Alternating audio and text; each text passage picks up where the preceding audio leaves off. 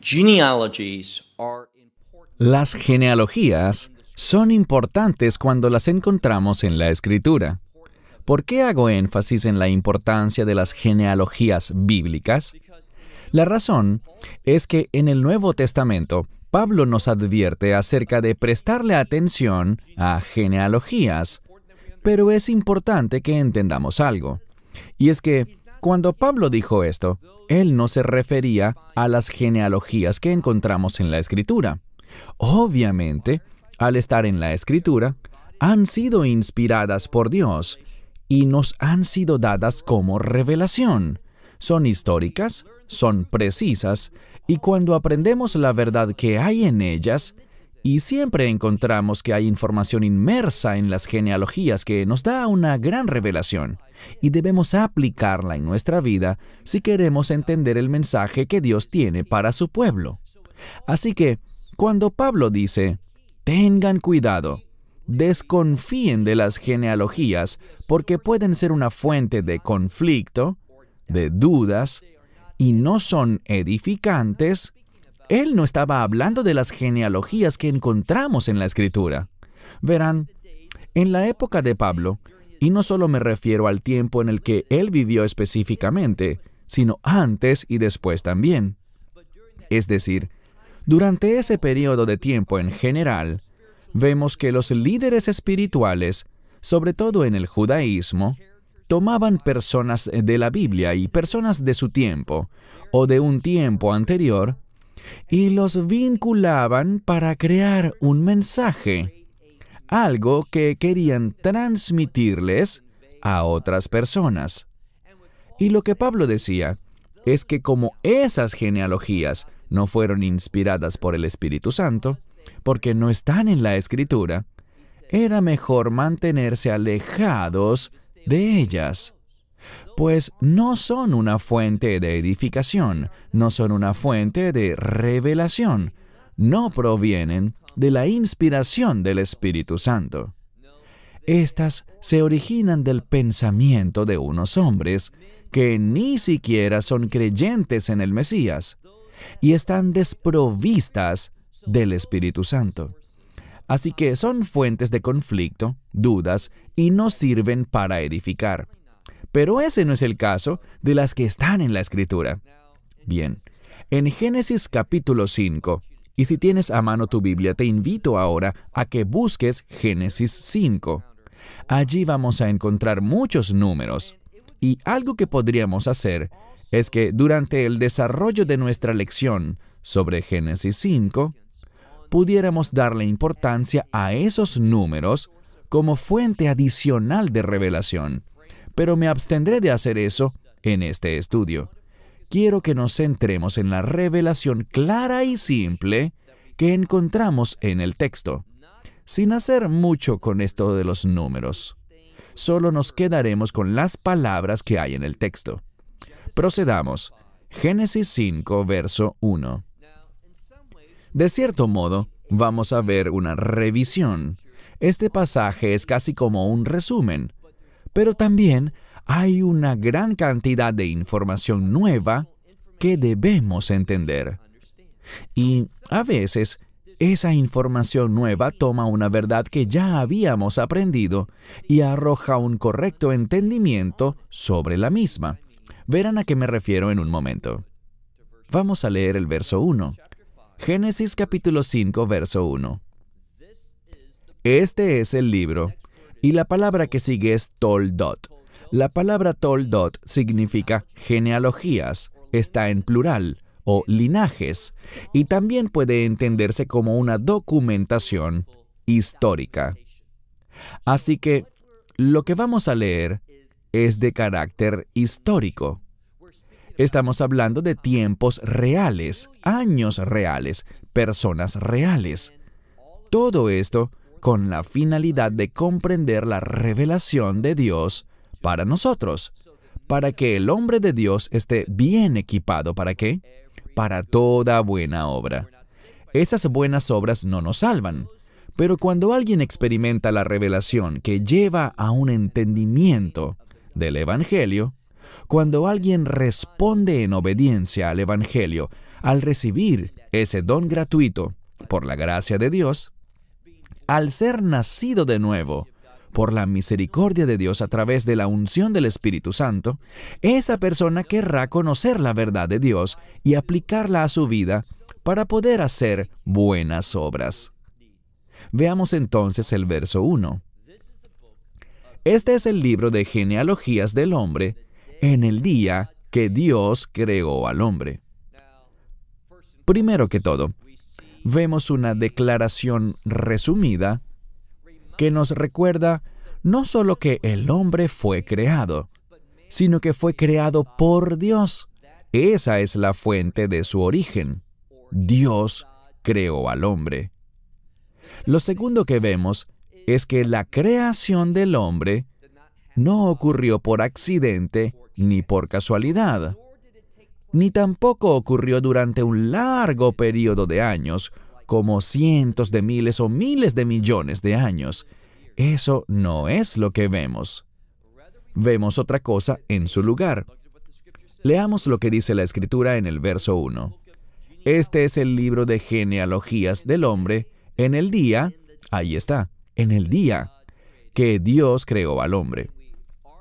Y ya vimos que el término yom, día, se refiere literalmente a un periodo de 24 horas en este contexto. Noten la segunda parte del verso 1. En el día que Dios creó al hombre, a semejanza de Dios. Esa es una declaración importante, porque la frase Bidmut Elohim, a semejanza de Dios, se refiere al comportamiento y también a los otros aspectos. Eso no significa que pasamos a ser divinos, no significa que nos convertimos en Dios. Sería absurdo sacar esa conclusión de esta palabra. Eso simplemente significa que Dios nos creó a ti y a mí para que fuéramos como Él, para que pensáramos como Él, es decir, que tomáramos sus decisiones como Él querría que las tomáramos, según lo que Él haría. Y no solo se supone que pensemos como Dios, sino también que hablemos como Dios, que digamos lo que Él querría que dijéramos en cada situación, y que hagamos las cosas que Él haría. Somos llamados a ser como Él en pensamiento, palabra y obra. Eso es lo que podemos concluir de la primera parte de este verso. Veamos algo más que está al final del versículo. Dice, a semejanza de Dios, Él lo hizo. Es decir, Dios lo hizo, no por casualidad, no de manera fortuita, sino que aprendimos que Dios habló y formó al hombre de la tierra. Otros dirían del suelo. Es la palabra hebrea Adamá, la tierra, el polvo. Hablamos sobre el hecho de que el término Adam viene de la palabra hebrea Adamá, que significa tierra. Lo que hizo que el hombre fuera diferente es que Dios insufló el aliento de vida en sus fosas nasales. Dios habló e infundió vida en él. Y por eso es tan importante que veamos lo que nos enseña el verso 1, que Dios hizo al hombre, y eso demuestra que hubo intencionalidad. Somos como somos porque Dios así lo quiso. Ahora pasemos al verso 2. La primera parte del verso 2 nos revelará algo de lo que ya hemos hablado en las lecciones de los capítulos 1, 2 y 3 del libro de Génesis. El término Adam es un término inclusivo. Se suele traducir la palabra Adam como hombre, y no deberíamos asumir que únicamente se refiere al varón, al sexo masculino. ¿Por qué lo digo? Veamos el verso 2. Varón y hembra los creó a ellos, y ese ellos es Adam. Acabamos de leer que Él hizo al hombre, Él creó al hombre en un día, pero cuando dice hombre, no se refiere solamente al varón, sino al varón y a la hembra. Varón y hembra los creó a ellos, masculino y femenino. ¿Y qué otra cosa hizo? Bueno, esta revelación no es nueva. Es una revisión, pero la siguiente frase sí es una revelación nueva. Vemos allí por qué Dios creó a Adán y Java, y la razón es que Él quería bendecirlos. Dice aquí, hombre y mujer los creó y los bendijo. Al ver cómo va desarrollándose la Escritura, hay una relación entre el verso 1 y el verso 2. En el verso 1, Dios creó al hombre. En el verso 2, vemos esa misma afirmación. Verso 1, a semejanza de Dios, Él creó al hombre. En el verso 2, vemos que no solo Dios creó al hombre, sino que también lo bendijo. Si usamos la metodología correcta para interpretar la Escritura, veremos un punto muy importante. Es solo cuando caminamos en semejanza a Dios, y la palabra caminar significa comportarse, significa el modo en el que vivimos la vida. Así que es cuando vivimos, bien sea cuando pensamos, hablamos o actuamos, deberían ser las tres cosas. Cuando hacemos esto como lo hace Dios, ¿a qué nos conduce? A lo que el verso 2 nos está revelando, que ese comportamiento es la forma en la que hallaremos bendición. Eso es lo que llevará a Dios a bendecir al hombre. Esta es una ley que Dios ha puesto en vigor. Si vives como yo, serás bendecido por mí. Sigamos con la segunda parte del verso 2. Y llamó el nombre de ellos Adán. Así que Dios habló y les dio a ambos, Adán y Java, es decir, hombre y mujer, les dio un nombre. El nombre es sinónimo de carácter. Dios puso un carácter en los seres humanos. Claro que el pecado ha afectado eso. Pero hay un carácter que, por medio de la redención, a través de la sangre del Mesías, podemos recuperar y así tener el potencial de vivir de acuerdo con ese carácter. Así que en este pasaje de la Escritura, vemos una y otra vez que Dios habla de un estilo de vida, de un comportamiento que es sinónimo de su carácter. Él nos lo dio a nosotros para que pudiéramos hacer algo. ¿Qué será? Bien, sigamos leyendo. Y llamó el nombre de ellos Adán, y una vez más quiero enfatizar esto en caso de que alguien lo pasara por alto, en el día que Él los creó. Verso 3. Y Adán vivió 130 años, y él engendró. De nuevo, esta palabra podemos traducirla literalmente, y así lo hago a veces, como que el hombre dio a luz. En español eso nos sorprende, ¿no es así? Porque los hombres no dan a luz, sino las mujeres. Pero en hebreo, la idea es que el hombre engendró al hijo, y eso es todo lo que quiere decir. No se trata tanto de una palabra que especifique quién lo dio a luz, sino de entender que tanto el hombre como la mujer participaron en eso, y en hebreo es correcto decir que el hombre dio a luz o que la mujer dio a luz. Podríamos decir que el hombre da la concepción, y claro, Dios bendice eso y lo permite, pero el hombre da la concepción y la mujer da a luz. En hebreo básicamente hay una idea resumida. El hombre puede dar a luz, la mujer puede dar a luz. En español decimos el hombre la embarazó y la mujer dio a luz, pero en hebreo se usa la misma palabra para ambas cosas. Sigamos con el verso 3. Y Adán vivió 130 años y engendró a su semejanza y conforme a su imagen. Lo importante aquí es ver cómo va desarrollándose este pasaje. En el verso 1 aparece la palabra semejanza. Se supone que debemos comportarnos, obrar, pensar y hablar como Dios, como Él lo haría. Pero aquí tenemos una frase adicional. No solo está la frase vid mutó, sino también ket salmó. ¿A qué se refiere esto? La palabra tselem, y esto es lo que hablamos en el capítulo 1, significa reflejo, imagen. De hecho, en muchas Biblias dice, a imagen de Dios, Él creó al hombre. ¿Qué quiere decir esto? Lo mismo que hablamos. somos llamados a reflejar su semejanza. Aquí se dicen dos cosas. Nosotros reflejamos su semejanza cuando nos comportamos como Él en pensamiento, palabra y obra. Pero el resultado de ese comportamiento es que la presencia de Dios, o su gloria, será manifestada. Eso es lo que la palabra Tselem nos está comunicando. Así que este es el panorama completo. Es cuando hacemos esas cosas, cuando vivimos como Dios, que nos convertimos en un instrumento de su presencia y de su gloria en una situación. Y eso llevará a una bendición. Algunos dicen que la bendición es la manifestación de la gloria de Dios a través de nosotros, y ciertamente concuerdo con eso. Quiero volver a resaltarlo. Algunos dicen que cuando nos comportamos como lo hace Dios, la bendición es que manifestamos su gloria, y esa afirmación es verdadera. Sigamos leyendo. La siguiente frase dice, y llamó su nombre Shet.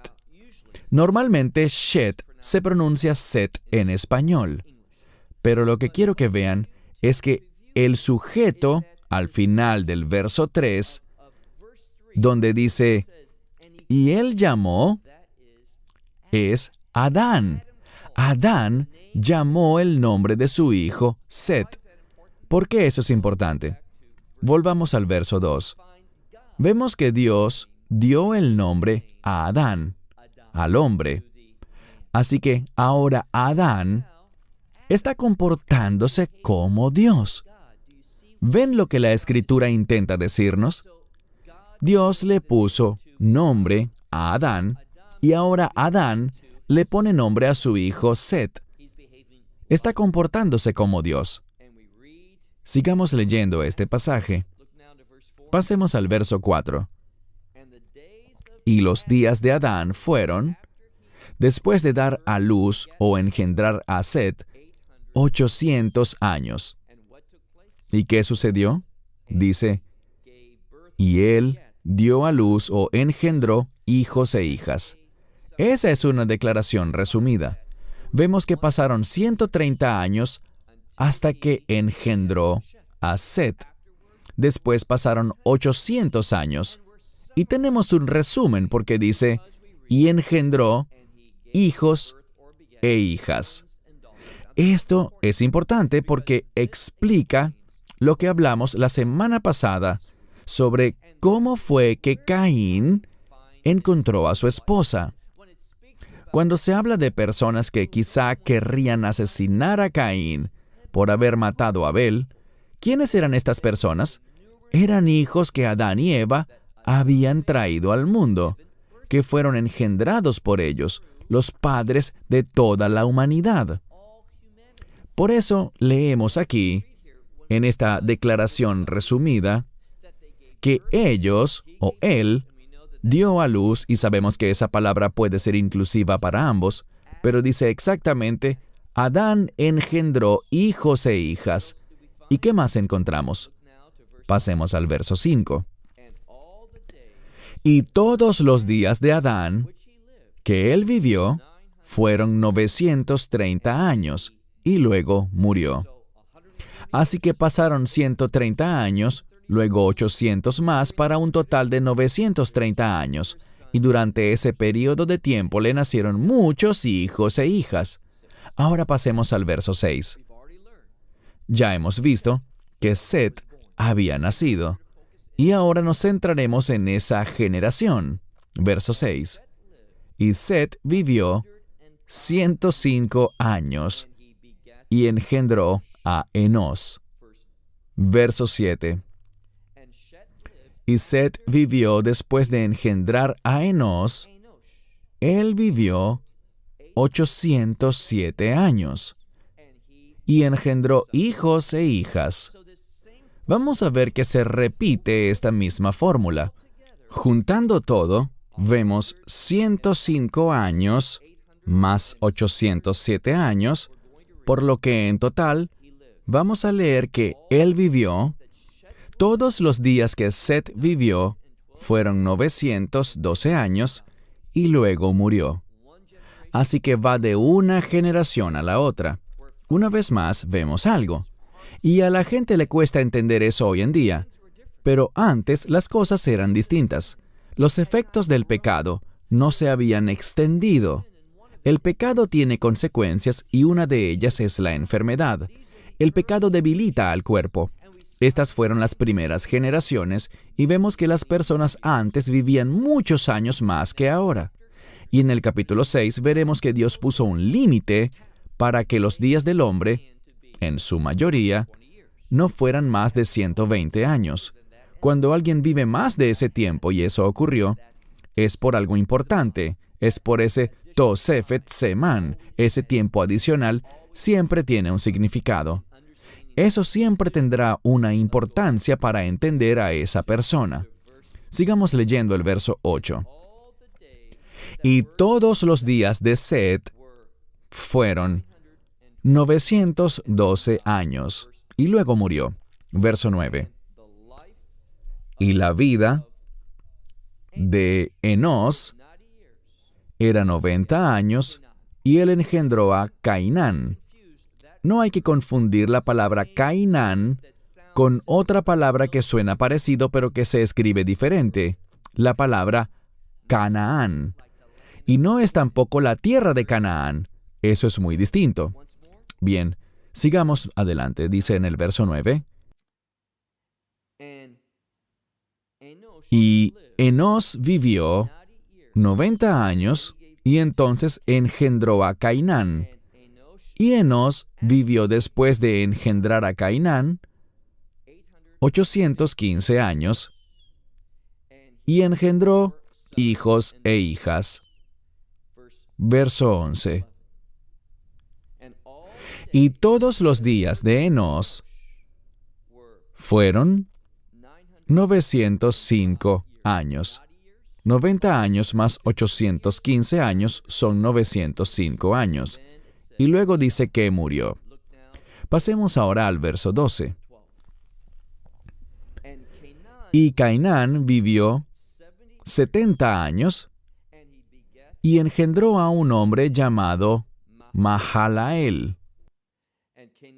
Y Cainán vivió después de engendrar a Mahalael 840 años y engendró hijos e hijas. Lo que la Escritura intenta decirnos es que durante esos largos periodos de tiempo que vivieron las personas, según nuestro punto de vista, ¿qué hicieron ellos? Ellos estaban trayendo hijos al mundo. ¿Cuál es la importancia de esto? Bien, ¿cuál fue el primer mandamiento que Dios le dio a la humanidad?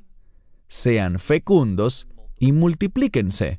Y eso es lo que nos dice esta genealogía, y cada una de las genealogías. La razón por la que aparece la palabra toldot, genealogías, es porque hablamos de que cada hombre tiene su propio linaje. Hay una relación entre ellos, obviamente, es la misma familia, pero ese término está en plural.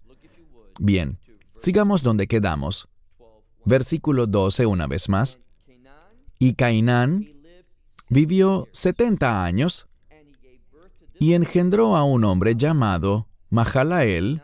Y Cainán vivió después de engendrar a Mahalael 840 años, y engendró hijos e hijas. Todos los días de Cainán fueron 910 años, y luego murió. Verso 15. Y Mahalael vivió 65 años, y engendró a Jared. Y Mahalael vivió después de engendrar a Jared 830 años y engendró hijos e hijas. Todos los días de Mahalael fueron 895 años y luego murió. Vemos que se repite algo parecido varias veces.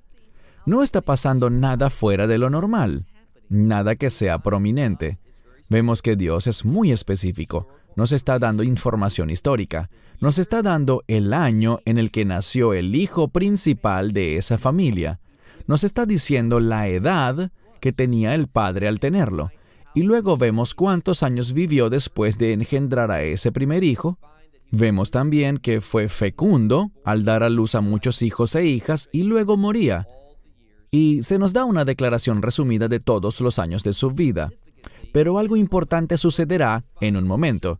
Veremos que ciertos hombres tuvieron un llamado particular en sus vidas. ¿Por qué lo digo? Sigamos avanzando.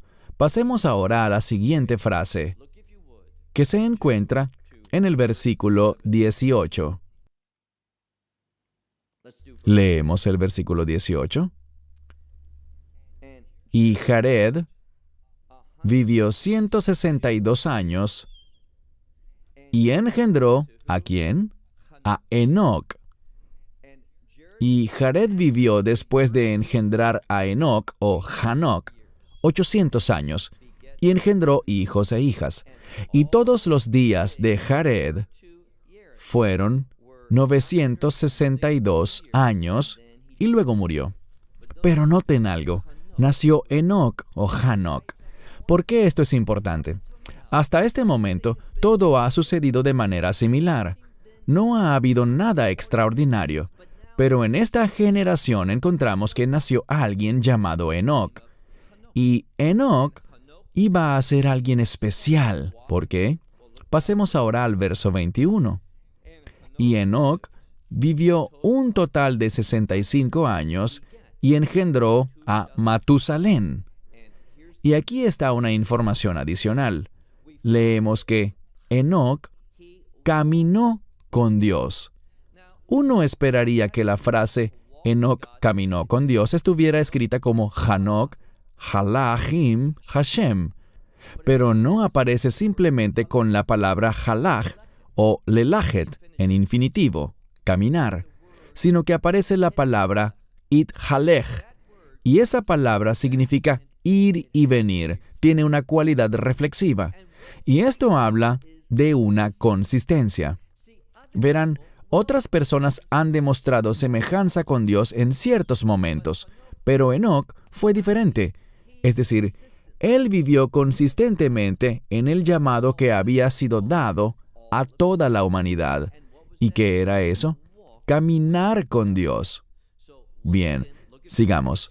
Leamos el verso 22. Y Enoc caminó con Dios después de engendrar a Matusalén 300 años, y engendró hijos e hijas. Y todos los días de Enoc fueron 365 años. ¿Y qué cosa es notoria aquí?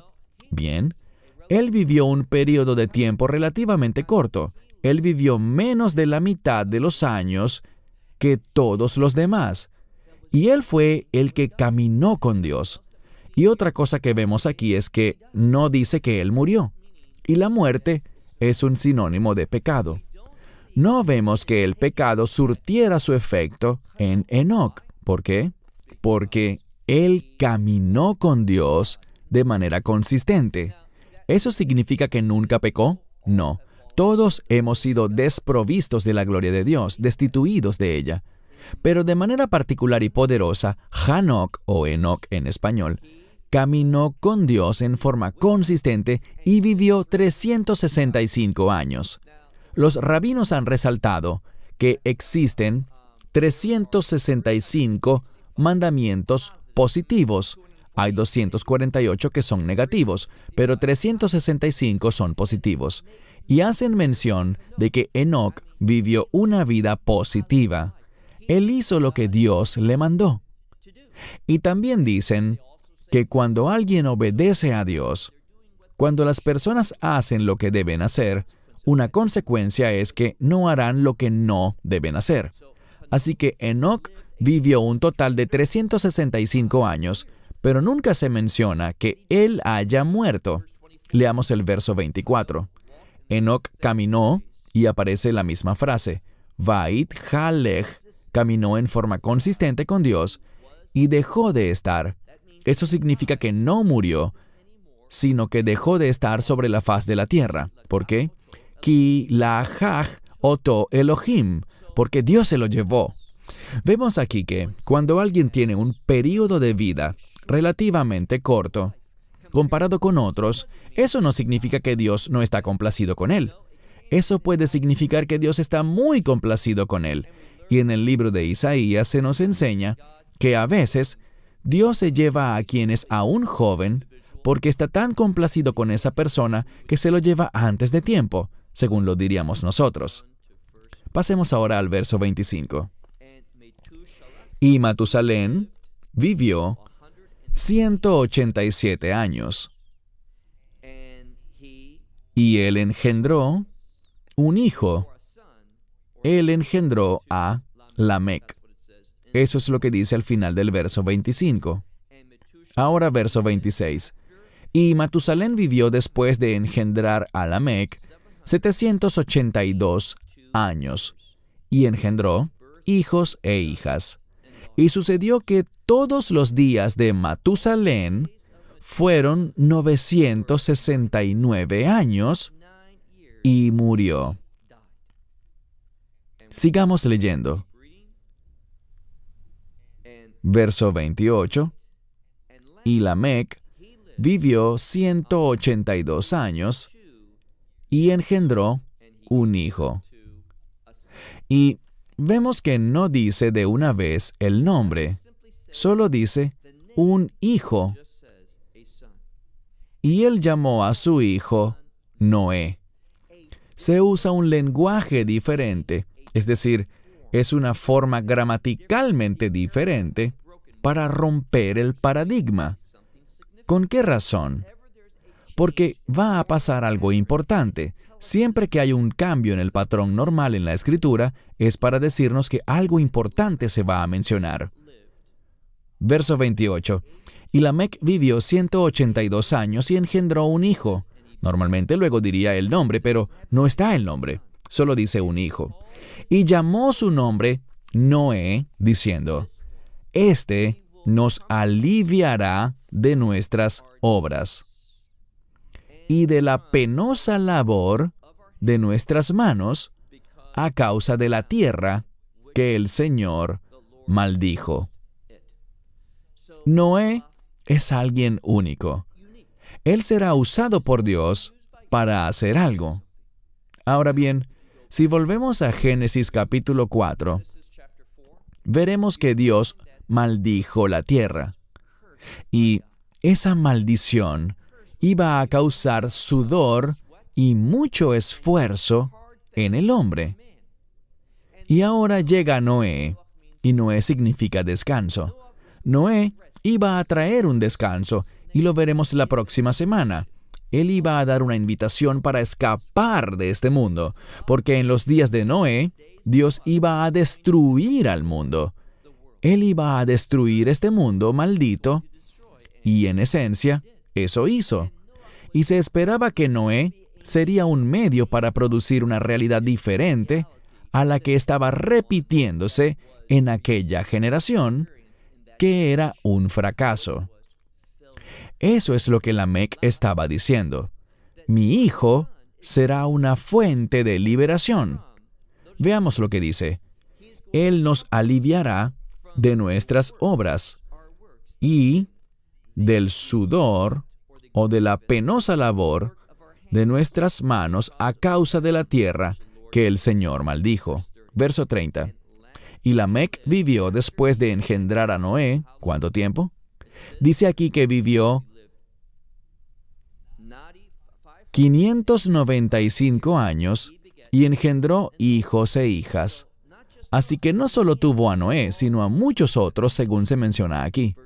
Verso 31.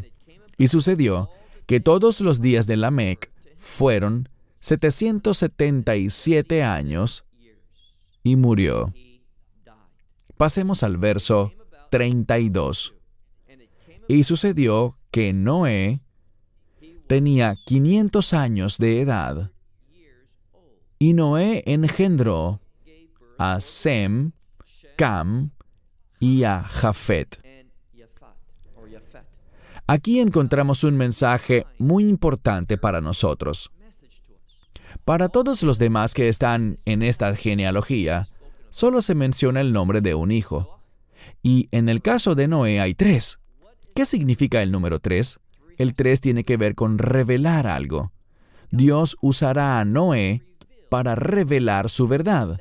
Por eso vemos que en el Nuevo Testamento dice que Noé fue un heraldo de justicia. Él iba a revelar la verdad justa de Dios. ¿Y a qué nos referimos?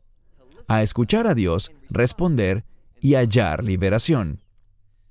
Desafortunadamente, la humanidad no escuchó a Dios, no respondió debidamente y por tanto la humanidad, a excepción de Noé, sus 3 hijos y sus esposas, y los animales, todo lo demás fue destruido. Al analizar Génesis capítulo 5, vemos paradigmas, cosas que se repiten, pero presten atención en dónde están los cambios. Y como dije, no nos enfocamos esta vez en eso, pero estos números que aparecen registrados, los años que vivieron hasta engendrar ese hijo principal y cuánto vivieron después de engendrar a cada hijo, y la suma de todos sus días, todos esos números son una fuente de revelación.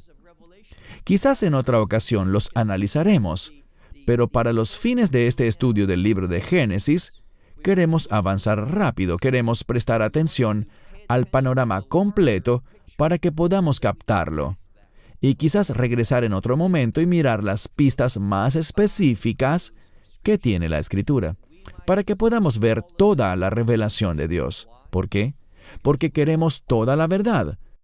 Y el Espíritu Santo está accesible para todos los creyentes. Él nos enseña toda la verdad, y así el hombre de Dios, y esto incluye a la mujer de Dios, así todos podamos vivir de acuerdo con su voluntad y que podamos ser como Él, podamos manifestar su gloria y la gente vea la presencia de Dios en nuestra vida y a través de nuestra vida y deseen tener esa misma relación hermosa que tenemos con Dios. Y así ellos puedan ser guiados a tener esa misma experiencia. Bien, cierro con esto. Hasta la próxima semana cuando empezaremos nuestra lección de Génesis capítulo 6.